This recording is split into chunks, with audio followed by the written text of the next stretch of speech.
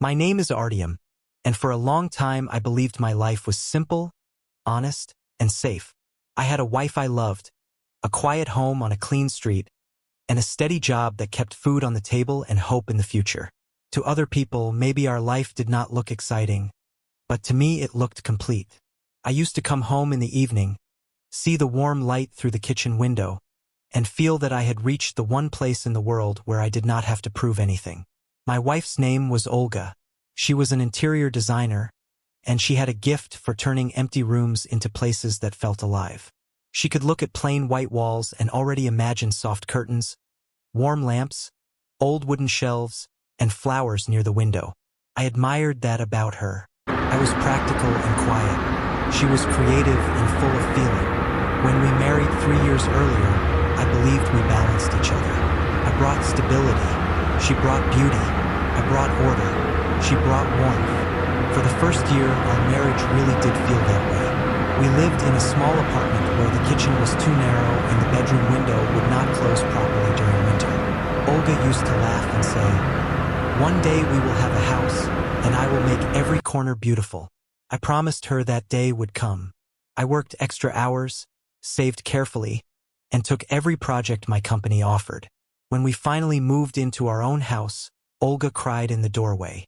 She touched the wall as if it were something sacred and whispered, "This is ours." I thought that meant we were safe. Looking back now, I understand that houses do not protect marriages. Locks protect doors. Walls protect furniture. But trust is protected only by truth, attention, and the courage to speak before silence becomes a hiding place. The first changes were so small that I felt foolish for noticing them. Olga began taking calls outside the room. Sometimes her phone would light up during dinner, and she would turn the screen down before I could see the name. When I asked who it was, she smiled and said, "A client. Nothing interesting." There was no reason not to believe her. She worked with clients all the time. She had meetings, design revisions, invoices, and late messages about colors, measurements, and furniture deliveries. But something in her voice had changed. She sounded too careful, too light, as if she were trying not to sound nervous. At first I blamed myself. My work had become demanding. I left early and came home late. Sometimes I answered emails at the dinner table. Sometimes Olga would begin telling me about her day, and I would listen with only half my mind because the other half was still trapped in contracts, schedules, and deadlines. I told myself she was distant because I had become distant first. So I tried to fix it in the simple ways men often try to fix things. I brought flowers. I ordered dinner from the restaurant she liked. I suggested a weekend trip. She thanked me, kissed my cheek, and said we would plan something soon. But soon became next week. Next week became after this project. After this project became another project. Our home was still beautiful, but it no longer felt warm. One evening, I finally asked the question that had been sitting in my chest for weeks. We were in the kitchen. Olga was washing a cup though the dishwasher was empty. I stood near the table, watching her avoid my eyes. "Olga," I said, "do you feel like something has changed between us?" She looked at me quickly. "Changed? What do you mean?" "I mean between us. You and me. We talk less. You seem far away." She dried the cup slowly. "Artyom, we are tired. That is all. People work. People get stressed. Not every quiet evening is a tragedy." Her answer sounded reasonable. That was the problem. It sounded reasonable enough for me to feel guilty for asking, but not honest enough to quiet the feeling inside me. "I just miss you," I said. Her face softened for a second, then closed again. "I'm here." She was standing right in front of me when she said it. Still, I remember thinking, no, you are not. After that conversation, I stopped asking for a while. I tried to become a better husband without accusing her of anything. I came home earlier when I could. I cooked one night and burned the sauce so badly we both laughed for the first time in weeks. For a moment, I saw the old Olga again. The woman who used to laugh with her whole face. The woman who once made our little apartment feel like a palace because she was inside it. Then her phone rang. She saw the screen, stopped laughing, and said, "I need to take this." She went into the hallway and closed the door. That was the moment I knew laughter could be borrowed. The day everything changed began like a gift. My boss canceled an afternoon meeting and told us to go home early. It was only 3 o'clock. I remember walking to my car with a strange feeling of hope. I decided I would surprise Olga. I would buy groceries, cook dinner, open the bottle of wine we had saved, and maybe we would finally talk like we used to talk. On the drive home, I imagined her face when I walked in early. I imagined her smile. I imagined the evening repairing something I could not name. Then I turned onto our street and saw the dark sedan parked near our gate. It was not our car. It was not a neighbor's car. I knew the usual visitors on our street, and this vehicle did not belong there. It was black, polished, expensive, and parked with the confidence of someone who expected to stay. My first thought was simple, client. My second thought was sharper. Why at our house? I parked down the street instead of pulling into the driveway. Even as I did it, I felt ashamed. A husband should not need to approach his own home like a stranger. But suspicion had already entered me, and once suspicion takes root, every ordinary thing becomes evidence. I walked around the side of the house. Through the living room window, I saw nothing unusual. The sofa pillows were straight. The coffee table was clean. A notebook lay open beside a cup of tea. Then I moved toward the hallway window, and my heart began to pound so loudly I could hear it in my ears. Olga was there. She stood close to a man I had never seen before. He was tall, well-dressed, and calm in a way that made my skin tighten. He spoke to her with his head slightly lowered, as if the conversation belonged only to them. Olga's back was partly turned, but I saw her face when she looked up at him. It was soft. That softness was what broke me first. He placed his hand on her shoulder. She did not move away. Instead, she touched his hand lightly, almost unconsciously, the way people do when they have crossed a line so many times that it no longer feels like a line. For a few seconds I stood outside my own home and watched my life become unfamiliar. I could have walked away. I could have called her. I could have waited. But something inside me refused to stay outside the truth any longer. I went to the front door and opened it. The house was quiet. Too quiet. I stepped inside and closed the door. I did not shout her name. I did not want to give them time to arrange their faces. I walked through the living room, down the hall, and heard a low laugh from the bedroom. It was Olga's laugh. Not the tired laugh she had been giving me lately. Not the polite laugh she used with clients. It was the warm, alive laugh I had not heard in months. That sound hurt more than the car. I opened the door. They were sitting close together on the edge of the bed, fully dressed, speaking in low voices. Their hands were touching. Nothing needed to be explained. Sometimes the truth does not need a dramatic scene. Sometimes it sits quietly in a room and waits for you to recognize it. Olga's face turned pale. "Artyom," she said, "how are you home?" That was her first question. Not, "I'm sorry." Not, "let me explain." Not even, "this is not what it looks like." She asked how I was home, as if the real problem was my changed schedule. The man stood quickly and stepped back. "Who are you?" I asked. He adjusted his shirt and said, "Dennis." I looked at Olga. "And who is Dennis?" She opened her mouth, but no answer came. Dennis cleared his throat. "Listen, I think I should go." "Yes," I said. "You should." He looked at Olga as if waiting for permission. That small glance told me everything I needed to know.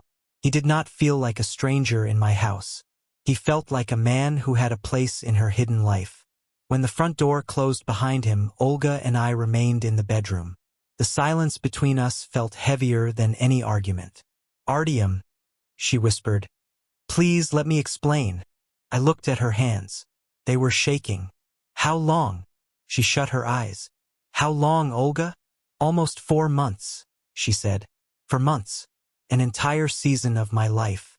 For months of dinners, phone calls, late meetings, soft lies, careful smiles, and nights beside me while another man lived in her thoughts.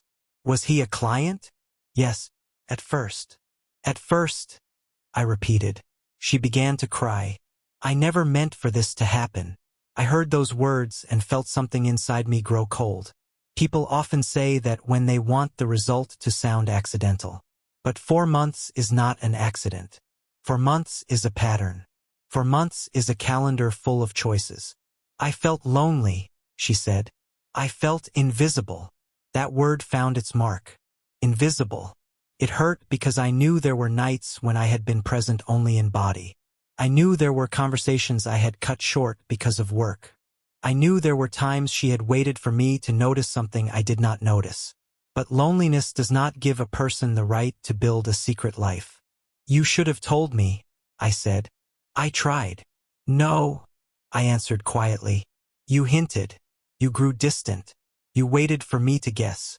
And while I was failing to guess correctly, you let another man step into the space between us. She covered her face. I was confused. Confusion is not the same as betrayal. The word hung in the room. She flinched, but I did not take it back. I left the bedroom before anger made me say something I would regret.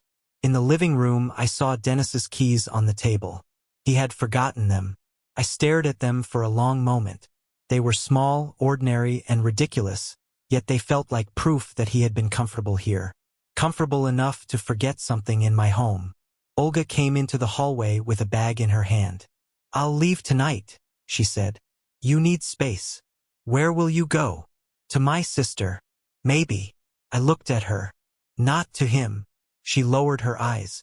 That was answer enough. When she walked out, I remained standing in the hallway. The house that had once felt like safety now felt like a stage where every object had been lying to me. The sofa. The framed wedding photo. The cabinet Olga restored with her own hands. The bedroom door. The phone charger on the side table. Everything belonged to the same life, but the meaning had changed. Then her phone rang. She had left it on the table. The name on the screen was Dennis. I should not have answered. I know that. But pain does not always choose the wisest door. I picked it up. Olga, Dennis said. Are you all right? Did he do anything? My hand tightened around the phone. This is Artyom. There was silence. Then he said, I didn't want it to happen this way.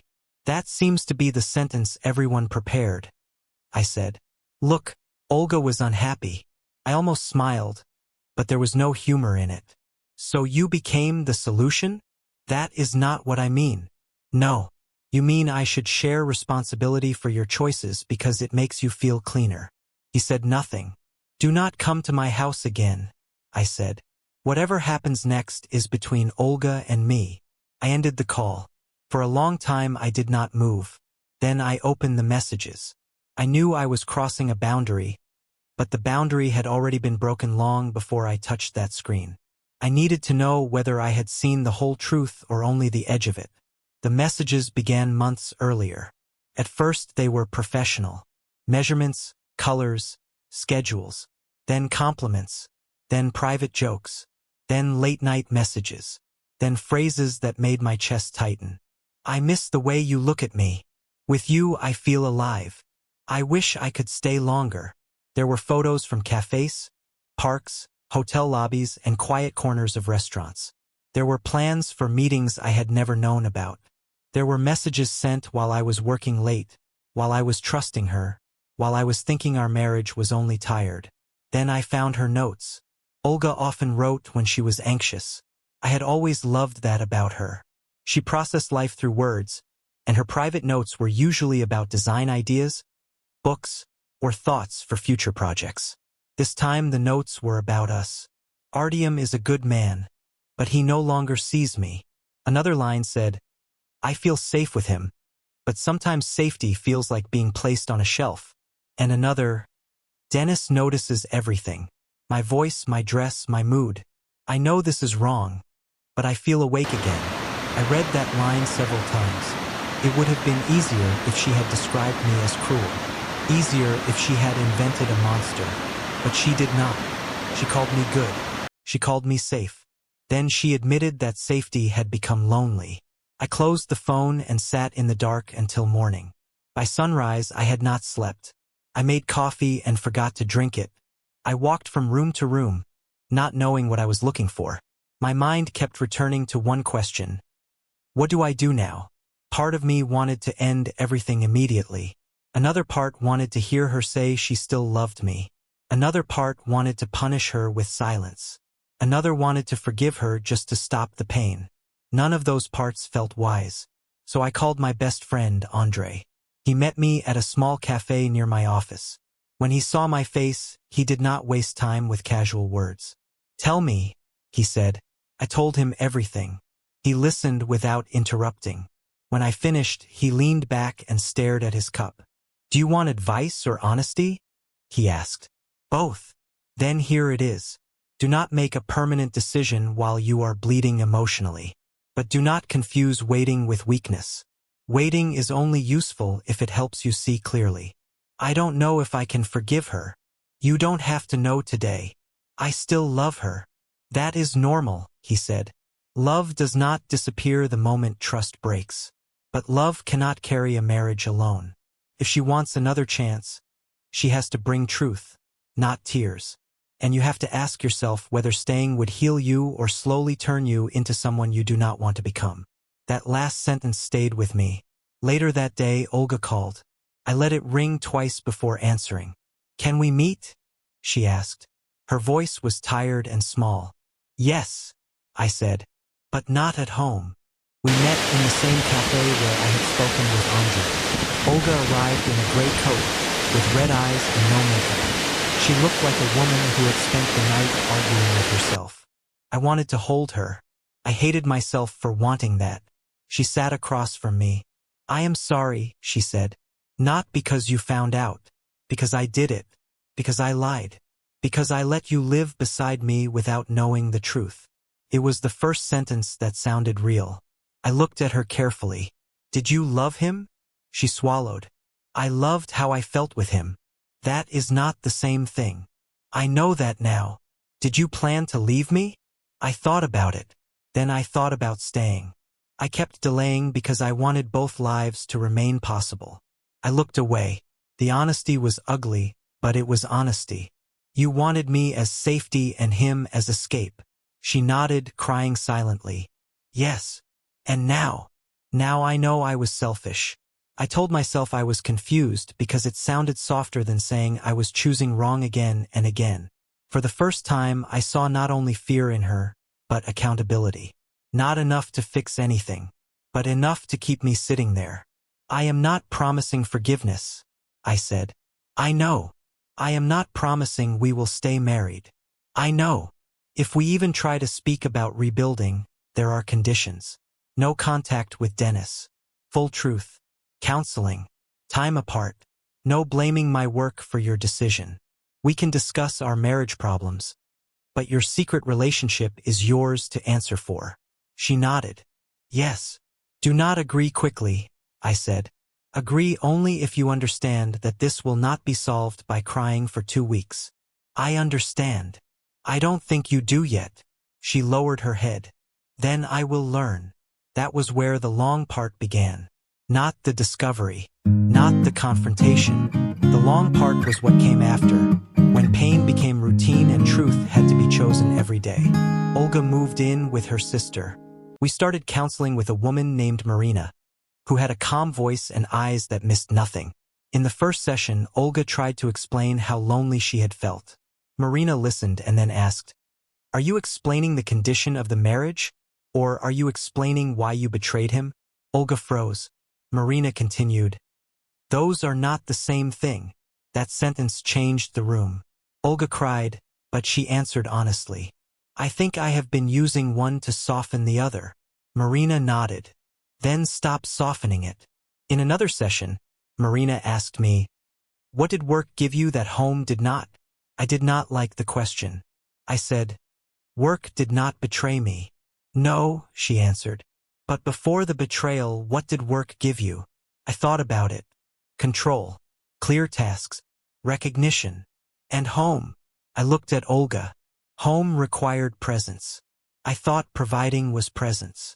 Olga cried again, but this time I did not feel attacked by my own admission. I began to understand that two things could be true at the same time. I had been emotionally absent too often. Olga had betrayed me. Those truths were not equal, but neither disappeared because the other existed. The counseling was not dramatic. It was exhausting. Olga wrote a full timeline of her relationship with Dennis. When it began, when it became emotional, when it crossed lines, where they met, what she told me, what she told herself. She read it aloud in a session with trembling hands. I listened until I thought I could not breathe. Then Marina asked Olga, "What did Artyom lose?" Olga looked at me and whispered, "His sense of reality." That answer broke something open in me, because that was exactly it. I had not only lost trust in her, I had lost trust in my own eyes. I had lived in a house where the signs were visible, and I had explained them away because I wanted love to be true. Betrayal does not only say, "I chose someone else." It says, "The life you thought you were living was not the whole life." Olga ended all contact with Dennis. She did it in front of me with Marina present. The message was short. "I will not continue this. Do not contact me again. I am taking responsibility for what I have done and will not keep any private door open between us." He replied 2 hours later, "You are making a mistake." Olga showed me the message without waiting. Then she blocked him. A week later he wrote from another number, "You owe me a conversation." She showed me again. Then she changed her number. That mattered. Not because it erased what happened, but because secrecy had been replaced by immediate truth.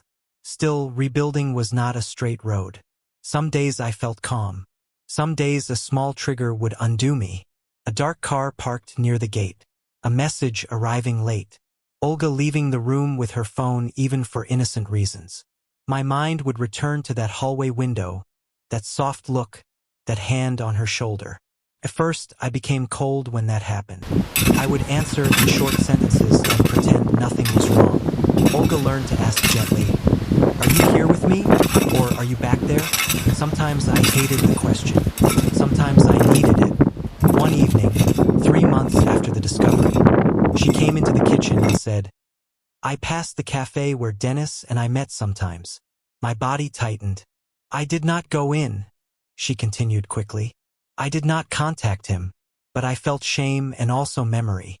I wanted to hide that from you because I was afraid it would hurt you. But hiding is what brought us here." I gripped the counter. The truth hurt, but the fact that she brought it to me freely mattered more than the hurt. "Thank you for telling me," I said. She nodded, crying. "I want to become a person who does not need secrets." That night, I wrote in my notebook, "Maybe trust is not believing someone will never hurt you. Maybe trust is watching someone choose truth when a lie would be easier." After 4 months apart, Olga asked whether she could come home. I did not answer immediately. The house still felt divided in my mind.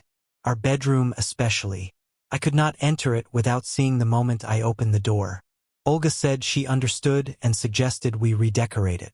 I said no. I did not want beauty placed over pain too quickly.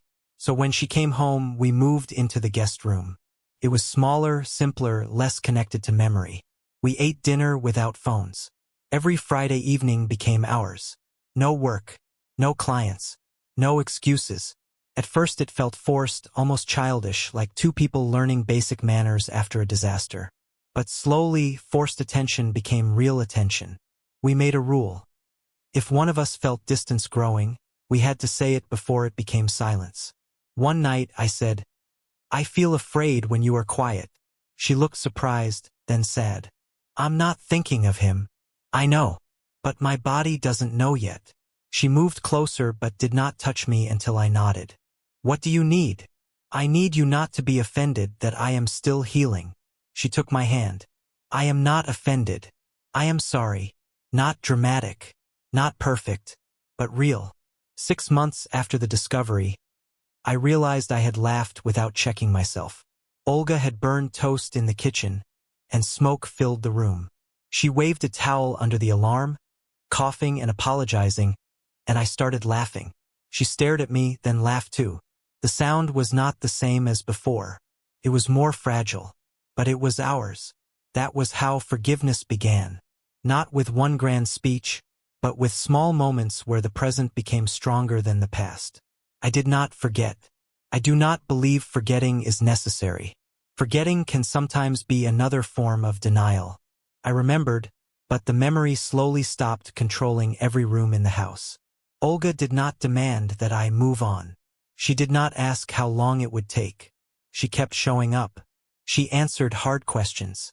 She accepted that some consequences remained even after apologies. 1 year after that day, we returned to the original bedroom. Together, we painted the walls. I chose a warm gray. Olga smiled when I told her. "That is very you," she said. "Boring?" "No," she answered. "Steady." I used to confuse those things. I looked at her. And now I know steady can be beautiful when it is awake. We changed the bed.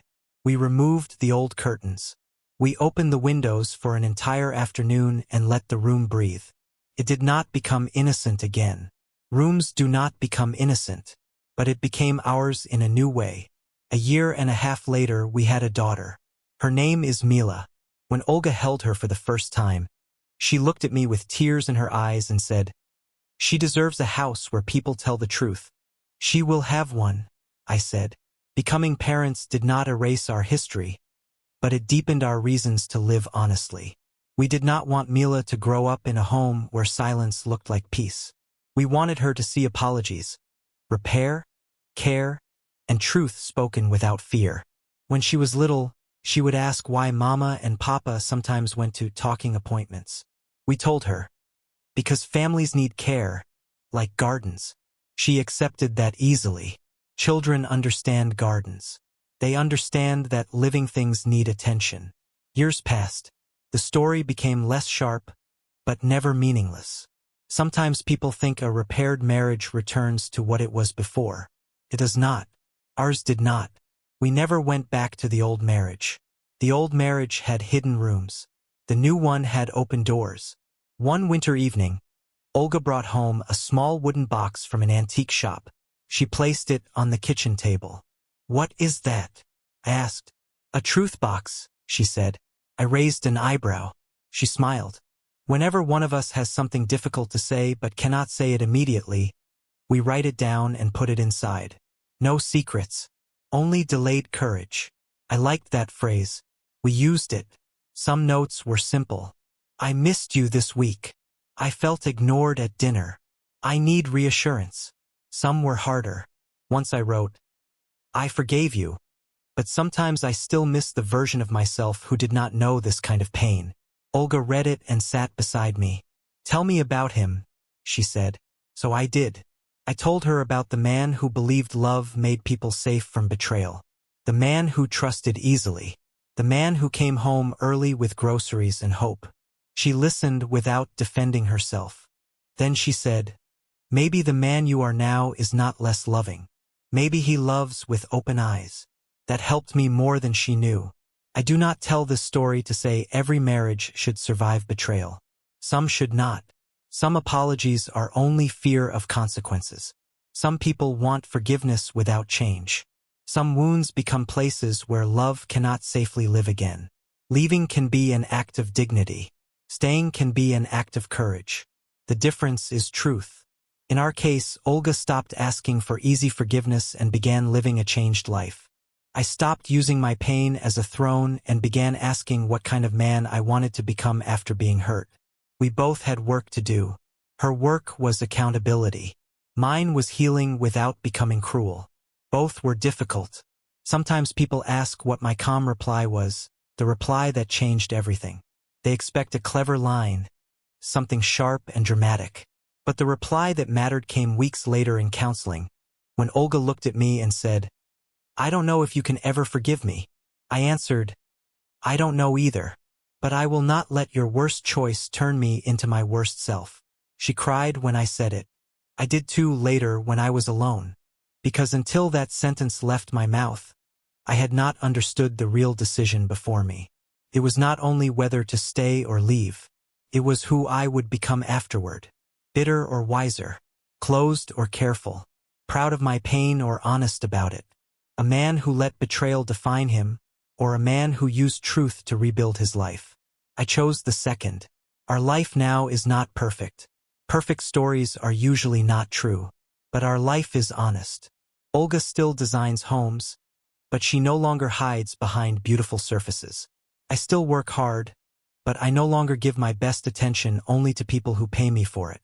We ask better questions. We answer more slowly. We protect small moments because we know how much damage grows when small moments are neglected. Sometimes fear returns.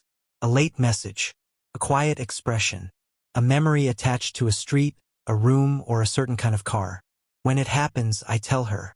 She listens. She does not say, again. She says, I'm here. That is what rebuilding looks like. Not dramatic promises.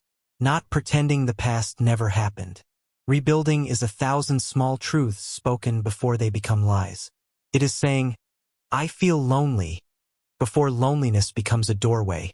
It is saying, I feel afraid, before fear becomes anger. It is saying, I need you, before pride turns need into silence. A home is not protected by walls alone. A home is protected by the people inside it choosing truth while truth is still gentle. I learned that the hard way. Olga learned it too.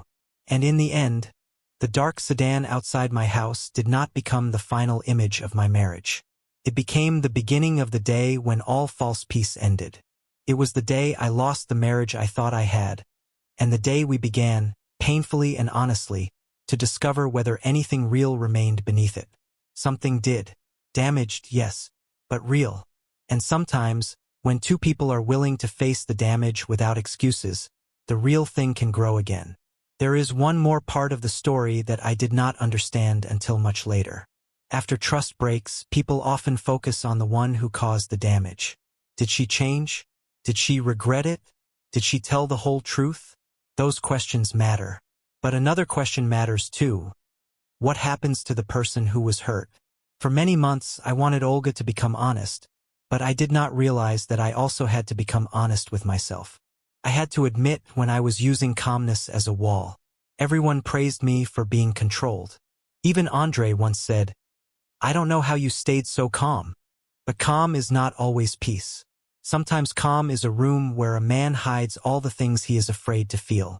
I had been doing that long before Olga's secret relationship began. I did it at work. I did it with my parents. I did it in marriage. I believed that if I stayed composed, nothing could defeat me. But the body remembers what the mouth refuses to say. My chest would tighten. My sleep would break. I would become distant and call it maturity. I would feel hurt and call it being reasonable.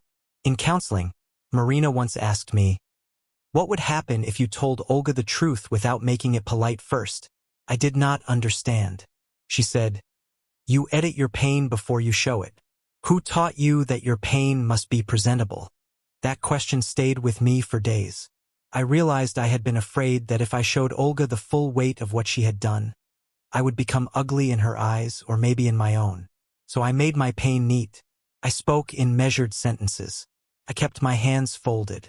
I became the calm husband from the outside, while inside I was walking through ruins. The next session, I told Olga, I am angrier than I let you see. She nodded with tears in her eyes. I know. No, I said. You know I am hurt. You don't know how angry I am that you made me question my own mind. You don't know how angry I am that I was buying groceries for a romantic dinner while another man was in my house. You don't know how angry I am that a part of me still wants to protect you from feeling too much shame. Olga did not defend herself. She did not interrupt. She only said, tell me more. So I did. It was not an easy conversation. But afterward, something in me felt less trapped. Not because she suffered. I did not want revenge. I wanted witness. There is a difference. Revenge says, feel what I felt. Witness says, look at what happened and do not turn away. Olga learned to witness my pain without collapsing into her own guilt. That became one of the strongest signs that she was changing. In the beginning, if I spoke about the wound, she cried so much that I ended up comforting her. Later, she learned to stay with me. She would say, I did this. I am here. I will listen. That mattered more than any apology. I also learned that forgiveness is not a door you walk through once. It is a path you choose again on days when memory tries to pull you backward. Some days I chose it easily. Some days I chose it with clenched teeth. Some days I could not choose it at all, and all I could do was avoid choosing bitterness. Olga once asked, "Do you regret giving me another chance?" I said, "Some days I regret that we needed one." She nodded. "That is fair." "But no," I added, "I do not regret the work we have done." That answer was the most honest one I had. When Mila was born, I worried that parenthood might bury our unresolved pain under responsibility. Many couples do that. They stop healing because life becomes busy. Diapers, doctor visits, school forms, money, relatives, repairs. Ordinary life can become a blanket thrown over unfinished grief. I did not want that. Olga did not either. So we kept our Friday evenings. Sometimes Mila slept in the next room while we sat with tea and spoke quietly. Sometimes we were too tired for deep conversation, so we simply asked, "Are we okay?" and answered honestly. Sometimes the answer was yes. Sometimes it was, mostly. Sometimes it was, "I need you to notice me." That phrase became sacred in our house. Not dramatic, not accusing, just clear. "I need you to notice me." Years earlier, Olga had needed that and had not said it clearly. Years earlier, I had needed honesty and had not demanded it early enough. Now we used simple words before life became complicated. When Mila was 7, she came home from school upset because two friends had stopped speaking to each other and were making everyone choose sides. She sat at the kitchen table, swinging her legs, and asked, "Why don't people just say what they feel?" Olga and I looked at each other. Then Olga said, "Because sometimes people are afraid." Mila frowned. Afraid of what? Afraid they will be rejected. Afraid they will be wrong. Afraid the truth will change things. Mila thought about this. But if they don't say it, things change anyway. I smiled. Exactly. Children sometimes say the wisdom adults spend years learning. That night, after Mila went to bed, Olga stood by the window and said, "She is growing up in a different house than the one we almost became." "Yes," I said. "She will not know all of it for a long time." "No, but maybe she will feel the result." I looked around the kitchen. The wooden box sat on the shelf. Mila's drawings were on the refrigerator. Olga's work samples covered one corner of the table. My laptop was closed, deliberately closed, because dinner had been family time. The house was not perfect. A chair needed fixing. The sink dripped. The hallway paint was scratched. But the air felt honest. "She will," I said. Many years from the first breaking point, I met Andre again in the same cafe where I had told him everything. We were older. He had more gray in his beard. I had lines near my eyes that had not been there before. He asked how Olga was, how Mila was, how life felt now. I said, "Quiet." He studied me. "Good quiet or dangerous quiet?" I laughed. "Good quiet." He raised his cup. "Then you made it." I shook my head. "No, we keep making it. That is the truth. You do not repair a marriage once. You repair it as part of how you live. Not because it is always broken, but because living things require care. A fence must be checked after winter. A roof must be watched after storms. A heart must be listened to after silence. Sometimes I still think about the man I was before I came home early that day. I feel tenderness for him. He was not foolish. He was trusting. There is a difference. I do not mock him for believing in his wife. I do not blame him for missing signs. He was loving with the tools he had. Then life gave him harder tools. I also think about Olga as she was then. Not to excuse her, but to understand her. A person can be wrong and still be wounded.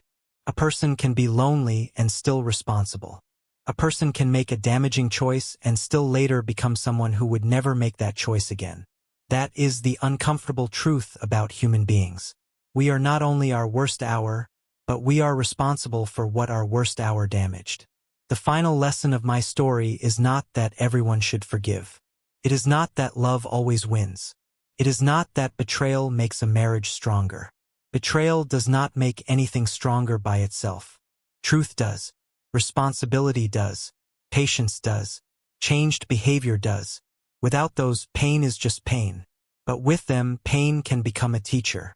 A strict teacher. An unwanted teacher. A teacher whose lessons you would never choose. But a teacher nonetheless.